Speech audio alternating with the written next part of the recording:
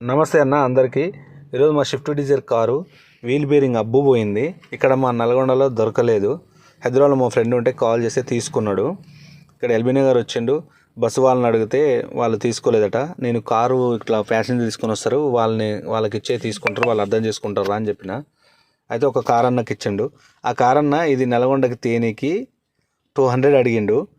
మా ఫ్రెండ్ ఉండి 100 తీసుకోనా అంటే లేదు 150 అన్నాడట. సరే నువ్వైతే పంపిరా, ఇక్కడికి వచ్చినాక నేను మాట్లాడతా అని చెప్పిన. ఇక్కడికి వచ్చిండు అన్న, నేను తీసుకున్నా. అయితే అన్న ఉండి 100 తీసుకోనా అంటే లేదన్న 150 అని అంటుండు. సేమ్ ఫీల్డ్లో ఉన్న వాళ్ళం ఎందుకు ఎన్నో తెచ్చినా ఆమెను కూడా తీసుకోలేదు. కానీ అట్లా ఏం అంటలేదు.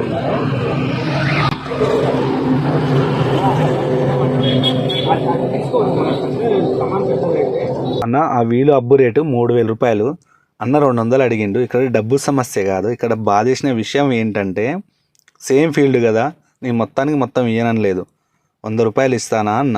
ఎందుకంటే ఇలాంటివి మనం కూడా చాలా తెచ్చినాము.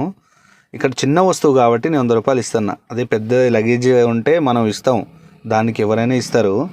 నేను ఎవరిని కించపరచాలని తీయట్లేను. ఏంటంటే ఇట్లా మనం ఒకరికొకరు సాయంగా ఉండాలి, సేమ్ ఫీల్డ్ కదా అని ఆ కాన్సెప్ట్ తోటి నేను ఈ వీడియో తీశాను.